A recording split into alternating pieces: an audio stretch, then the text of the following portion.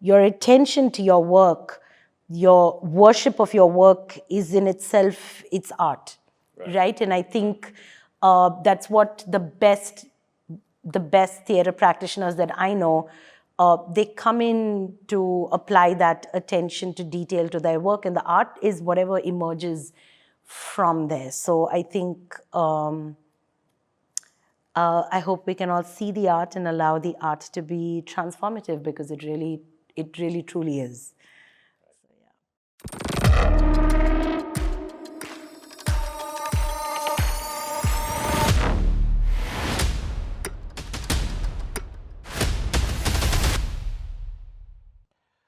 Hello, Rebecca.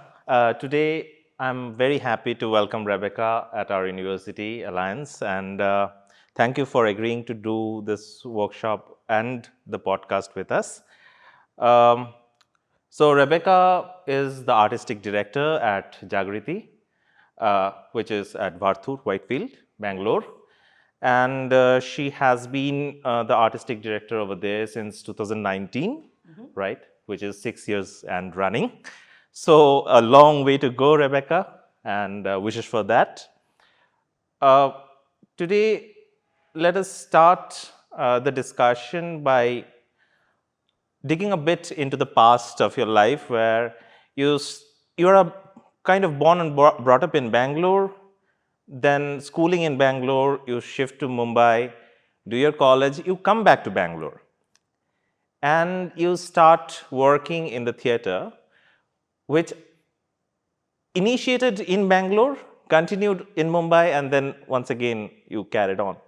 But when you start as a school kid in the theater, it often drops off over the time, right? People don't take up, even after college, they drop off. What made you continue theater? The short answer, I think, is destiny. And I want to say that it's also to do a little bit with how I'm here. I think thank you so much for having me on campus and here to do this podcast. I'm very excited to hear all your questions and answer them. I think I haven't thought about the past in a while, but I feel when I think about how I managed to make this career for myself, and it's been a little bit of a theme to talk about this week, because the students I was interacting with had questions about, like, how did you make it and what did you do? And I think a lot of it had to do with something that was that just fell into place. I want to clarify that I worked very hard on the opportunities that came my way, but a lot of it did just fall into place. I think my first time on stage, I didn't know anything about performance, was when I was in the 5th standard, and I got cast with the kids in the 10th grade, and there was this huge 5-year gap between us. It was unheard of for a 5th standard student to be cast in a play with these seniors. And I remember that many of my seniors who were in a scene with me, they all forgot their lines. And I was somehow abandoned on stage, and as a 5th standard child, managed to keep the scene going. And I remember winning at that particular, at that competition. And that I would say was the beginning of my journey. It's just been sort of like things that have come at me, and I've managed to have the presence of mind to sort of seize on the opportunity. And it's just been very, very blessed, actually. So that's the short answer. Okay. Shall we talk a little bit? Yeah, sure. More, We will. Along with the shift from the space from Bangalore to Mumbai and back to Bangalore, you also shifted courses. So you were in microbiology, I found out. And then you moved to English literature, and then came to theater. Theater as a practitioner, not as an academician, right? So how did that transition go through? What were the hiccups? How did you convince? Because you have to convince a lot of people. The most difficult part is probably to convince yourself, right? in that phase, because you are graduating, and you also had a brief social work stint which you still have going. I think that is what never left you and still pushes you in your work on theater and with theater and around theater. So if you can talk about a bit. It has been a, it's been a wild shift, because in school, there was no question that I would continue to do science.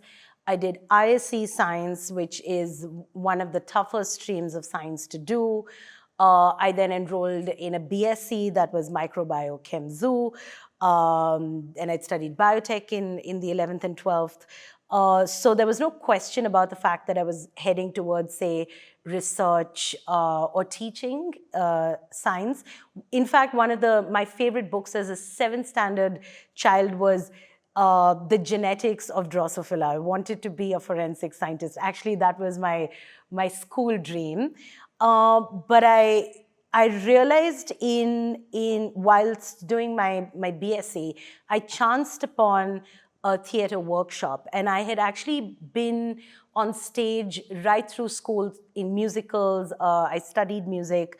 So drama was not new to me at all, but I happened to go to a theater workshop, and it so happened that in that theater workshop, one of the participants was directing a play for the TESPO festival, which is India's biggest youth theater festival, and she happened to take a liking for me, and she cast me. And 3 months later, I was in the show. I had performed at the TESPO festival. I won. If I had, When was it? This was in 2005, but I went to this workshop in 2004.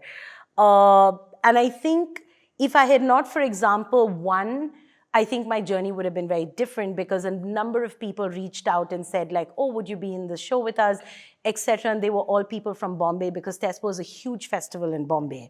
At the time, it was also in Bangalore, but it was big in Bombay.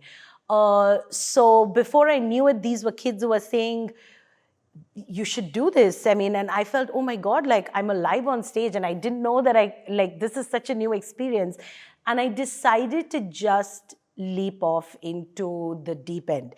This has been the style of my life, which is that I do, when something really scares me, I have always, for some reason, jumped off into the deep end, into the darkness, as it was. So I took a chance, quite honestly. I think when I was 19, I didn't know any better. I had not made these plans. Of course, you're absolutely right in pointing out a number of people had to be convinced, including my parents.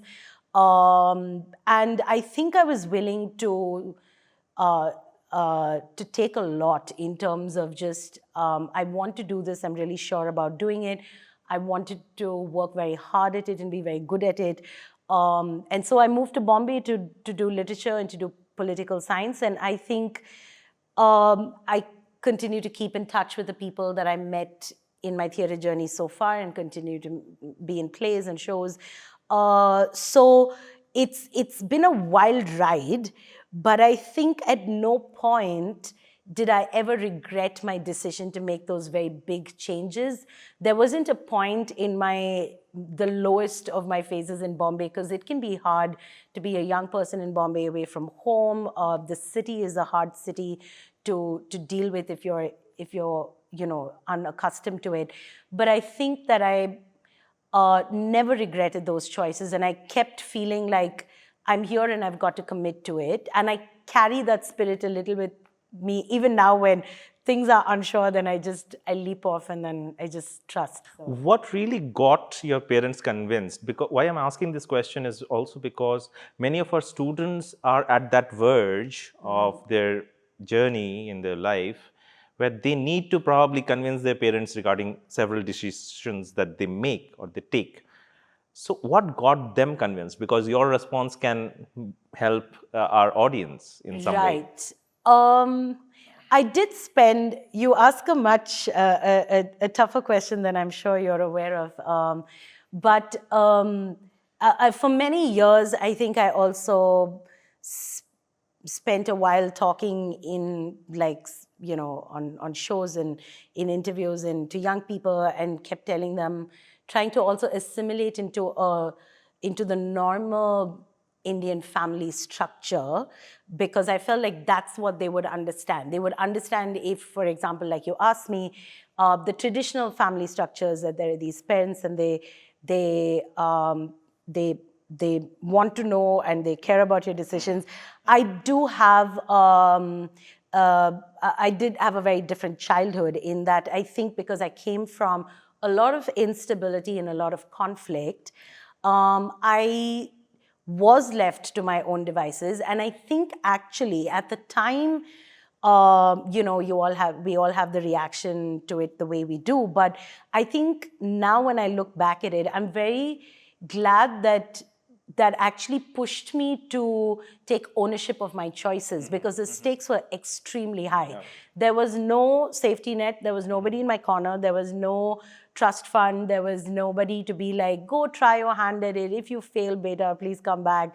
We'll look after you. There was none of that. When I left in order to make it. And I think that was a huge driving force in sort of that vulnerability and just like fear. There was the failing was not an option. Right.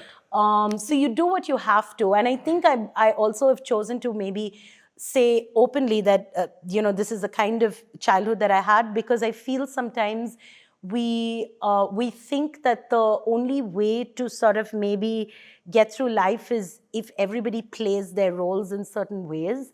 But I think life is very complex, relationships are very complex, and childhoods are very complex. And, they all do inform our practice and our lives and our personalities in a certain way. So, right, right.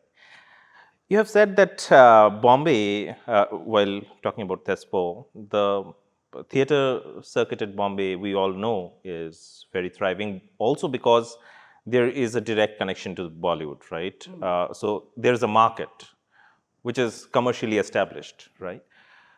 So now you shift from Bombay, while you are already have taken the decision to do theatre, you have already taken that decision, and you decide to shift to Bangalore, which is at that point of time still not today's Bangalore. Today we have a theatre network in Bangalore where we have various places.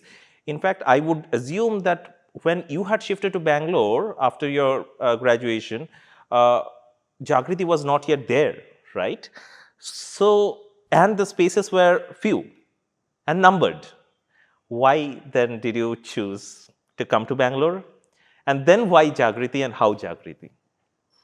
Okay, so I moved back to Bangalore really for 2 months to take a quick break after college, because I had gone from college to Madhya Pradesh where I was doing some work.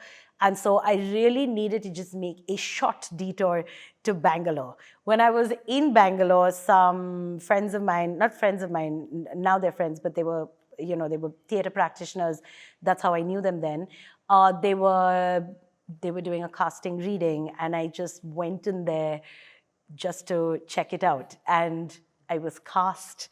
And then I remember thinking... And this was for which production? This is for Memorandum, Vaclav Havel's Memorandum, that was directed by Sachin Gurjale. And they were at the time part of this group called Rafiki, and Anish Victor, Sachin Gurjale. And I was always excited by Sachin. It had a huge cast and like a lot of people that I was very excited to work with. And I remember thinking, all my things are still in Bombay. They remained in Bombay actually for a year. I didn't give up the place that I was staying. I was paying rent there. It was just another situation. Let's not go there.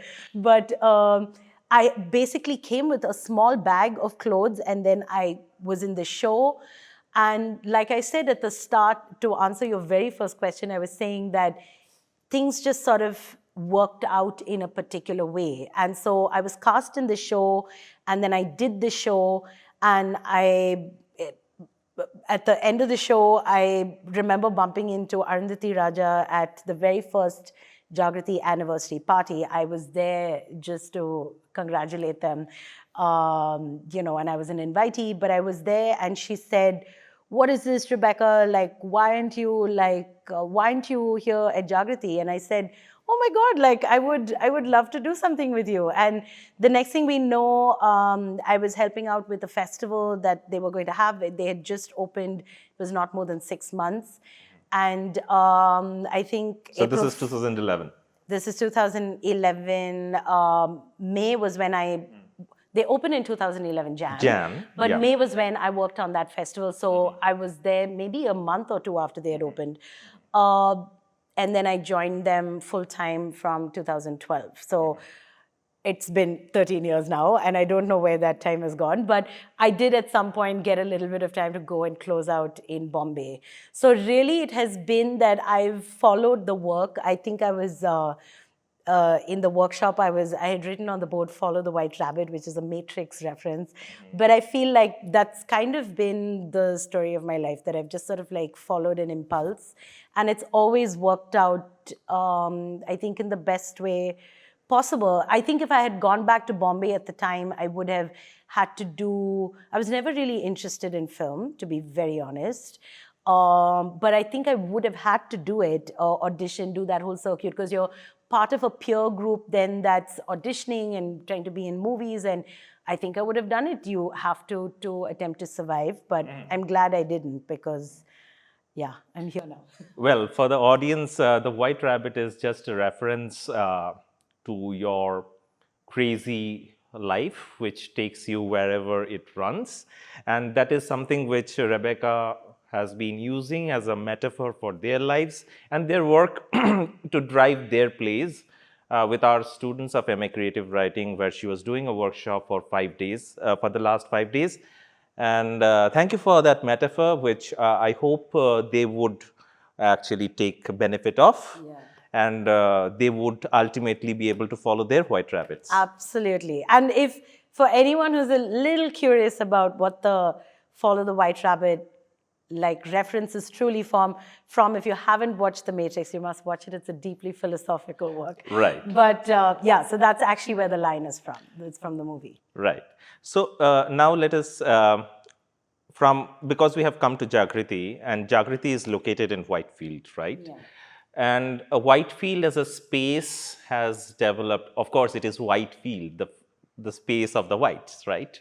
The Anglo settlers. And then it becomes a space in Bangalore, which is a space just like we have the space in Pondicherry, the white colony. So we have these white spaces across our Indian nation, right?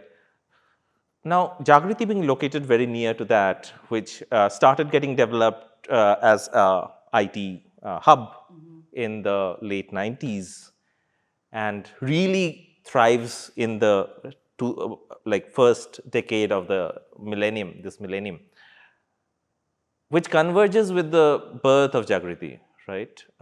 So when you have, so you have been working there for 13 years, first as an actor, then as a, also as a designer, stage designer, theater designer, light designer, sound designer, and now as the director, along with an administrator. So you have worked with different set of peoples who have come as audience, as probably people who love theater. Some people have just come by chance, right? Some people are connoisseurs. So you have met a range of people. But my question is, because it is located in the Whitefield, did you see any kind of type of in that set of audience or the set of people who are getting connected to Jagriti in that way? Because of its location. Right. I think actually that was the assumption when Jagriti as a space first came up. I think if I'm actually, just to add that I joined Jagriti actually to build their education department. So that was my first role, and I still to this day do that for Jagriti. But I think, just to answer your question, I think that was the assumption in the beginning, that being where we are, we will attract a local Whitefield audience.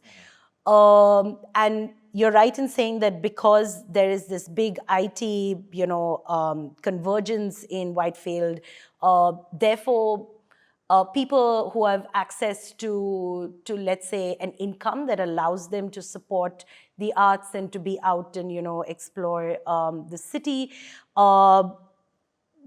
that hasn't actually turned out to be true.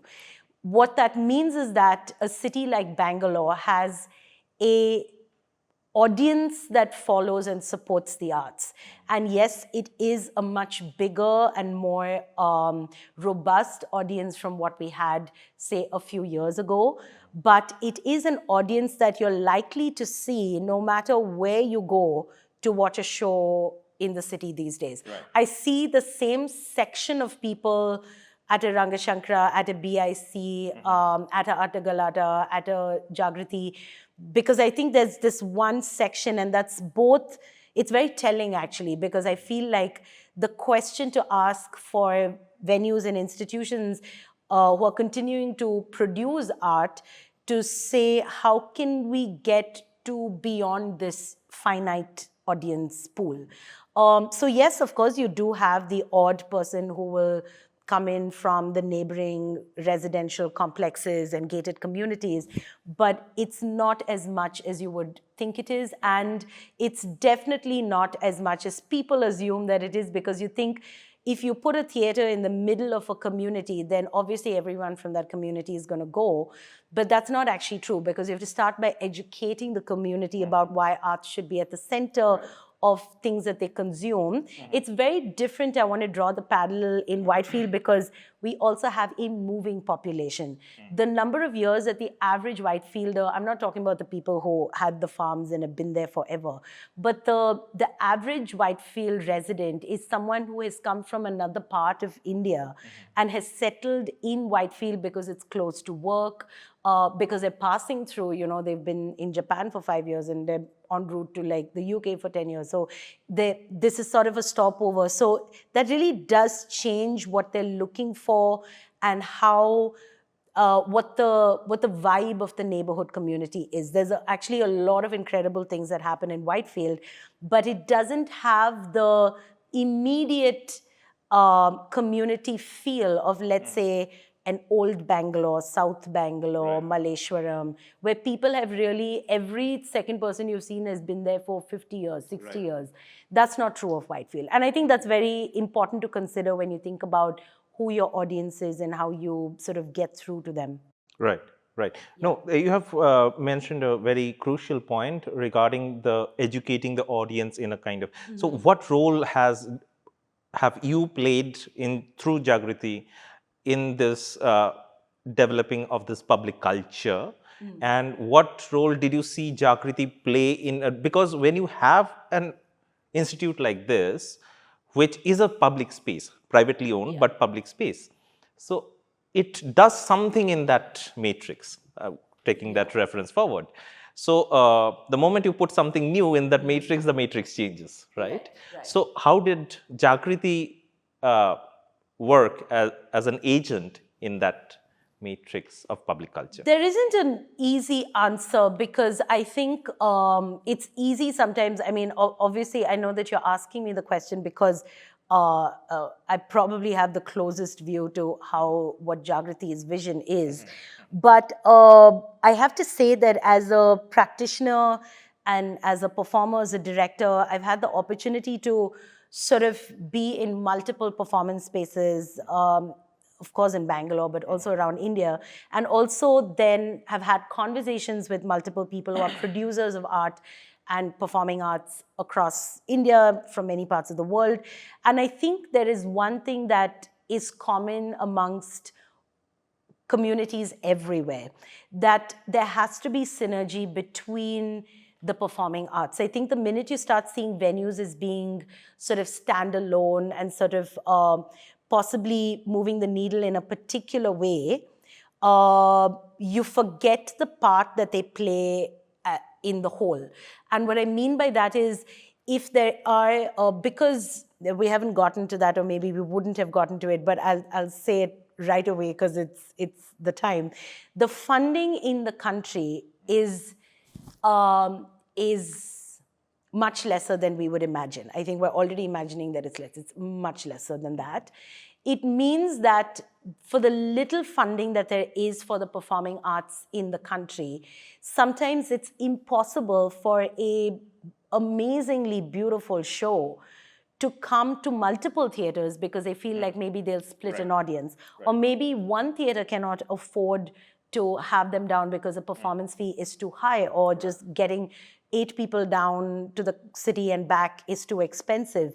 And I think this is where spaces can come together to create a community experience, which is that, and Jagriti has been really fortunate in finding a sort of a sister support in Rangashankara that has been there for longer than Jagriti, but in doing so has really sort of allowed for this collaboration. And I think both Jagriti and Rangashankara have had the opportunity to have these conversations to begin with. How can we maybe bring a show together? Are we even open to that idea?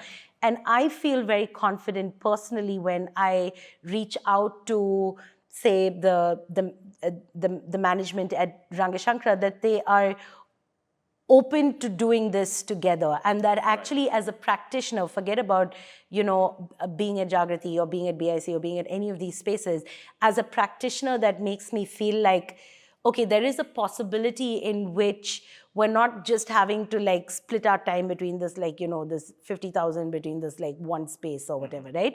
We can actually make it happen, and we make it happen for the city. So the reason why I said also that it's not an easy answer is because we are dealing with many forms of the performing arts. It's not just theater, but Jagriti does music, dance, stand-up, etc. And I think we have to also think about like how we're managing our programming calendar in order to keep everyone interested, because trust me, I mean, somebody who comes for a Carnatic performance is not even willing to really come for a Hindustani performance. I mean, that is a generalization. There are some people who do and are, want to look at what's out there. But there are many people who enjoy Carnatic music, who are Rasikas, and they don't want to come all the way to watch Hindustani. That's not their cup of tea, right? So then you are splitting your audience between multiple genres. So the question is, I think, how can we, there's a larger question for performing spaces in the city to say, because we all have different financial realities as well, how can we make this work so that there is a Whitefield audience that is going to find it a challenge to sit 120 minutes in a cab to go into JP Nagar to watch a show? How can we also make that happen for our local audiences? So it's a little bit of a complicated question. I don't have a direct answer, but yeah, I hope I've sort of answered your question. Why? Because I have worked with spaces in my research. I was discussing with you that I've worked with theater network, and how theater works in neighborhoods, spaces, community. And during my research, I also figured out it is that the network which allows the theaters to survive for a longer duration, right? If Jagriti did not build the network with Rangashankara, and if Jagriti and Rangashankara does not continue building networks around it, around other such public spaces, which of course has similar goals and similar aspirations, right? Of catering to the city something good, something which they think is worthy of offering to the people. So I think that is something which, through my research, I have seen that it is the network which saves, or in times of crisis. And I think one such crisis was COVID, where like after COVID, really all these theaters had to pull out of a severe crisis moment. I just do want to add that the reason why I also said it's not an easy answer is that we do also manage very individual mandates. This is also why one theater is actually not like the other.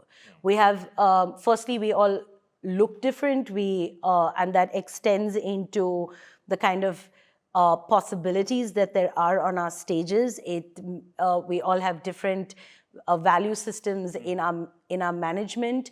There are many things that unite us in terms of, let's say, at the very top, you'll know that you have this certain feel for performance. You have this certain drive to make performance happen for community. But we all actually, the reason it's not an easy answer to get to is because we also are very diverse. Right. And I think it's a little bit of really trying to make the best of any situation, constantly having conversations and seeing what's possible. I would, for instance, in this conversation, we've landed up talking about, let's say, maybe Rang Shankar and Jagriti, but there are also so many things that make us different. And sometimes in the arts management of it, you forget that spaces have to also cater to building costs and running costs, and you're constantly thinking about keeping the space subsidized for the performer, but really, where does the money for that come from? And so that's why I mentioned that we all have different financial realities and ways of sort of making ourselves sustainable. I don't want to I want to be very careful to not make a statement about, let's say, what Jagriti's direction with this is concerned, because that's not at all part of my mandate. I imagine that there is a plan and a worry, maybe even, and I know enough to know that that's true of most performing spaces, because that's the reality. Because the establishment costs are real. And because we're in India, where there is no real there is perhaps some corporate support, there is some government support, but there are so many little fine details as to what qualifies you for that support, that the reality on ground is entirely different. So it might be sometimes deterrent as well. Deterrent, I don't know about deterrent, but it is a challenge that, much like any writing exercise, you have to sort of face the challenge head on. It is something you have to work around, and you have to, which is why also we need, I think, more, during the pandemic, since you brought it up, everyone really had to save themselves. Right. And it really came down to, whether you could do it or not. And some people did it, some people folded, lots of spaces went under, and a lot of spaces are still recovering from the losses of that time. So, but some did perfectly okay, right? So I think even within this city, even though the same place sort of come around to all these different spaces, the realities are very different. And sometimes I want to be very careful about staying away from the generalization, because I think it's like an easy sort of neat answer to give. But I want to acknowledge that there are very nuanced complexities in running these spaces and in making these spaces sustainable. So one of it is that, yeah, sure, if there's a great play, it would be nice if we could share costs, but there's just so much more that goes into it, that when it's not possible, it's not because of intent, but maybe because of n number of other reasons. So yeah. Okay. That brings us to the next phase of our discussion, where we go into plays. And when we talk about plays, right now I see there are multiple plays which are done by theatre groups, little theatre groups on Bangalore. So Bangalore becomes a character in those plays, right, across the city that's happening. On the other hand, we have a very serious philosophical play, which is media, which takes up a deep philosophical concern, which cuts across ages, right? And you take up a Greek play, and you have said elsewhere that you do not Indianize it, but the concern is universal, right? That is why it cuts across space and time, right? So what I want to now hear from you is how receptive is the audience towards this kind of, like, is Bangalore's audience more receptive towards what concerns them, because there is kind of urban condition which, or conditioning, which is which they are coming through, or are they open towards these kind of plays, which, because I also see a lot of plays which take up serious philosophical concerns. Yeah, so what is your take as an actor as well as a director? I think it's a very personal choice.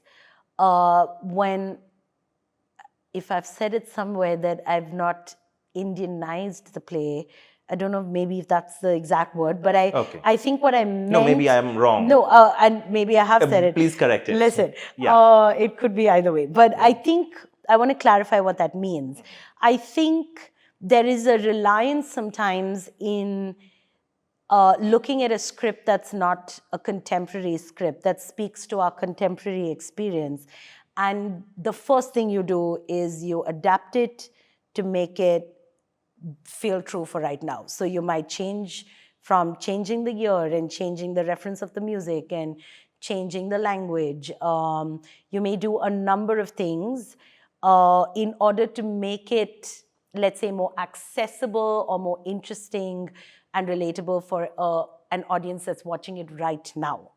So again, I think I would have spoken about adaptability and not Indianness, because I've never actually thought about what it would mean to, I don't know also what the connotations of Indianizing something would be. But I think with Medea, you're right, there is a universal theme at the heart of it. I was drawn to Medea because it told the story of a landless woman. And I think when I pick up a script to direct, or even a script that I'm interested in reading, I'm really interested in whether it speaks to me. It seems like a really sort of selfish place to start, but I am a big believer in the fact that the art has to move you before it moves anybody else, including the people in your rehearsal space. So I'm always very clear about why something hasn't excited me. So with Medea, I think what spoke to me was the fact that it was about this woman. I'm in a place in my life where I want to tell the stories of women. I am a woman director, and that does certainly mean something to me.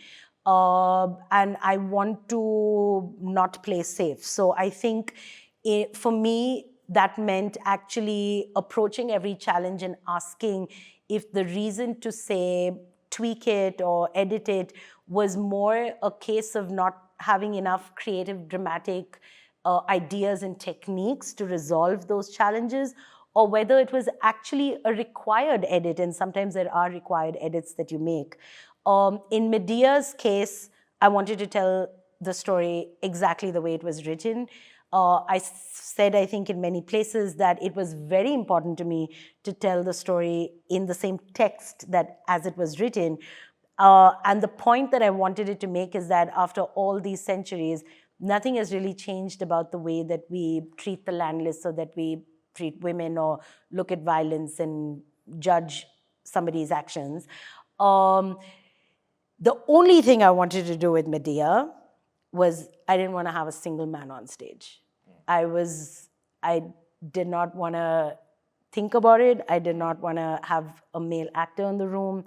I just did not want to deal with it. So I started there. And so I found creative ways of then adding Jason and Creon into the playing of the story, because they do turn the story, they do drive the conflict. But I was also interested in how we can reclaim Medea's agency away from these men. Like, again, if you put a man and he has to voice the direction of the narrative, then again, she has no agency. So that was the only sort of adapting that I did. And of course, it there's sound design, etc., etc. But in terms of the script, I think like that's my perspective on what's at the heart of the play. What you're saying maybe about like plays being centered around Bangalore is interesting. I'm trying to recall which one I've seen that's around that theme recently, but I feel that if that is in fact the case, that's very telling, because I think maybe we're all searching for a place to call home and feel at home in, and maybe the people who are writing these plays or are picking up these plays about places that are home to them and feel like home, maybe that's telling us something about a new generation of theatre maker, right? I'm apparently concerned only with the dark and the with darker themes. I've been told in Q&As post plays about my sort of draw towards things that are darker, but I don't think about that when I'm choosing it, but it so happens that it lands up being quite dark in its No, in its that's theme. fine, I believe, because I'm reminded of Milton's Paradise Lost, where he uses this fantastic oxymoron, right? Visible darkness. So I think it is the visibility of the darkness which becomes important. Right. Uh, Right. If you don't make the darkness visible, then it remains as dark. Absolutely. And that is where I think your media becomes very powerful, because you return the agency which truly belongs to media. And in this context, in the Greek Athenian context, I am reminded also of this idea of polis, because in Athens is the oldest democracy, right? If it is the oldest democracy, then we have the idea of the citizen, right? Who can cast a vote and who cannot cast a vote. And I was reading about it, and it is interesting. I noted that the idea of a polis, or who can be a citizen or who can cast a vote, is tied to someone holding a land in the city, which probably resonates why media is landless, right? And why she does not have an agency, because she does not hold a land, because she is not a citizen. And none of the women can hold a land, and they cannot be citizens, so they cannot attend the parliament, and they cannot cast a vote. Right. So thank you for returning the agency rightfully to media. I mean, if there is a Yeah, post yeah. life, or if there is an afterlife, even of a myth, then Yeah. she would be happy. Yeah, I That, hope so. I yeah, hope so. yeah. Hope we've done her memory justice. She's an incredible woman. I know I speak for Kirtana Kumar, who was my fantastic collaborator and actor, the performer who was Medea and became Medea. I know that she will agree with me when I say that nothing about the process was easy.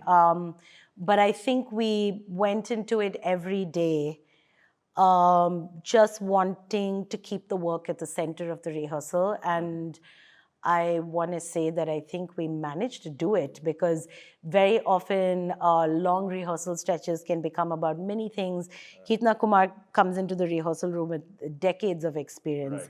But I think every other detail was left outside, and we were just able to view the thing that we were making. And I think that that's something that's been transformational for me as a practitioner, as a director. It's also changed the way I think about the kind of work I want to make. So in my mind, in my career going forward, Medea is going to be the turning point in many, many ways. So I'm very grateful for that experience. But I hope in all of that, we also did Justice. the wonderful, gorgeous, amazing Medea proud. So yeah. Yeah. Thank you for that. Now let us come to the university space, and because you talked about it a bit earlier regarding this, and we discussed regarding the privately funded public spaces, and university is one such space, right? And here we have a liberal arts component where we are trying to do arts. We are trying to get people who do arts every day and struggle with arts every day, much more than we do over here. But I think there is also there needs to be some kind of communication, some kind of convergence, some kind of communication across these public spaces. And curriculum can be one of that space where these kind of public spaces come together. We were discussing earlier today that you are also a curriculum designer, right? And you have been teaching. Your work in Jagriti also is as a education, as a person who looks after the education and training and all of that. Yeah. So, what do you think about the kind of collaboration that any university and Alliance University can do with people like you or with Jagriti, or what do you think about that kind of possibilities? I think, firstly, I want to say that I think it's commendable and really, really very valuable for universities such as yours to have, and I think we were talking about this before, the freedom to do this, because I think sometimes there's great intent, but there's, in actual reality, there isn't the possibility to engage in the way that theory meets practice. I think I want to say that there is a difference between venue and institution. And I think what lies between the two is a practitioner. And I think the best way forward for, I think, a student is to have access to practitioners.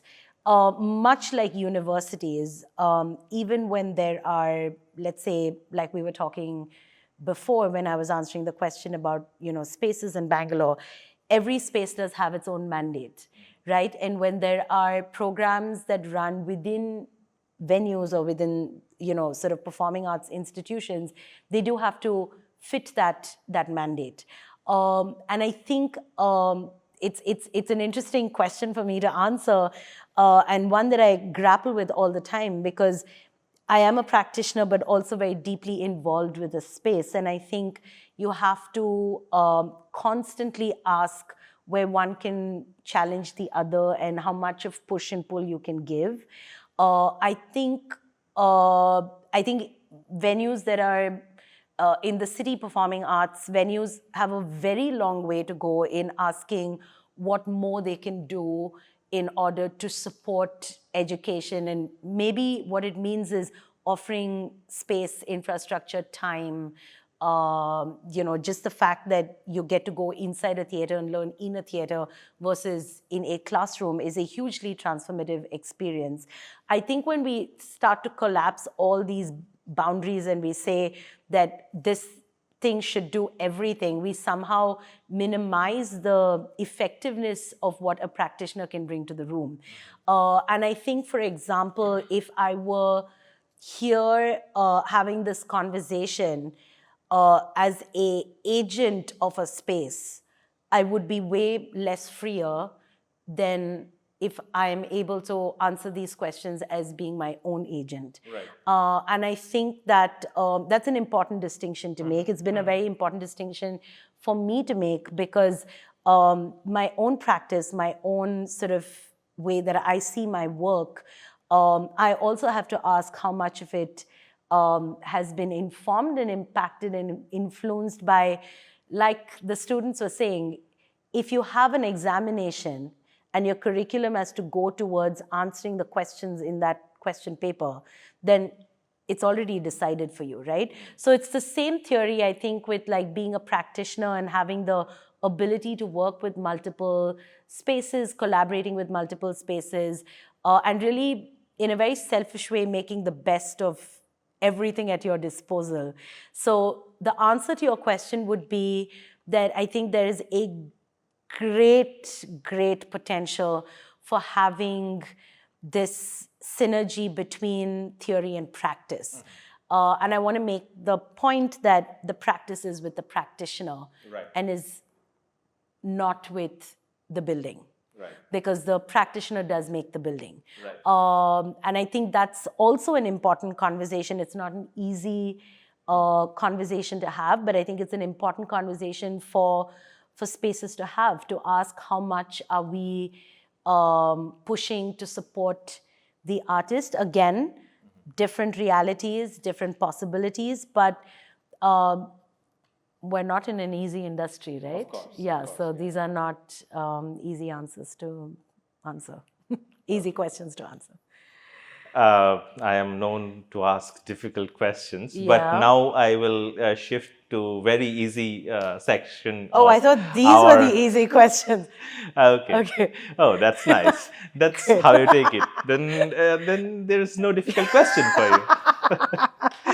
Okay. Now, Right. I would like to, in the final leg of our discussion, Yeah. I would like to, like you to talk a bit about your experience with our students. Right. And so Rebecca has been here working with our students for the last 5 days, rigorously from 9:30 to 4:30 every day. And I've heard the students out and they are happy, but I would like to know from Rebecca her experience of working with the students, because I always believe when I'm teaching in a class, I'm learning there. So I don't think that the classroom is a space for top-down information percolation. That can be done through books. They need not come to my class. They can read my articles, they can read whatever I write, and they can know. Then why come to a class? So I think, Rebecca, why don't you respond to that question? Very good question. I have to say that we were actually talking about it in class today, where I said the real difference in any room are the people in it at a given time. And so, of course, as a teacher, of course, as somebody who comes in having designed like a workshop, you know very specifically about objectives and structure and, you know, how much to do of what. But I really love to allow for the people in the room to pull me in directions that really they want to go in. And I think part of that is just a little bit of trust in like their own questions, their own energies. So I was telling them just today that I cannot replicate. I have the design, I have the notes, I have the. I cannot replicate this experience, even with another set of students from the same college, and that is actually at the heart of it what live performance is about. That as much preparation as you have, it is the people in the room in that moment that change everything, and that is both exciting and energizing but also scary, and but it's a discomfort or a challenge that one has to lean into. So I have to say that and I'm not really I want to state very clearly that I'm not saying anything only because I'm right You're now on in a camera. room and Yeah. on camera, and I'm very aware of the fact that this is, you know, Of a course. podcast for this Of particular course, we university. are practitioners of performance. We Yeah, know. if there's anything that I want to like live my life by, it's by just trying to be authentic. So I really do feel very truthfully that despite the differences that one can, you know, start mapping out between students in terms of like, you know, what they want to do, how they choose to do it. The thing that I could not have asked for and was so happy to see that they gave so readily was their openness. I think that's a mark of a person who, irrespective of age and stage, place in their career, you know, we can all learn from being open. And I think I would think about this time this week as being very collaborative, because we were developing ideas and discussions together.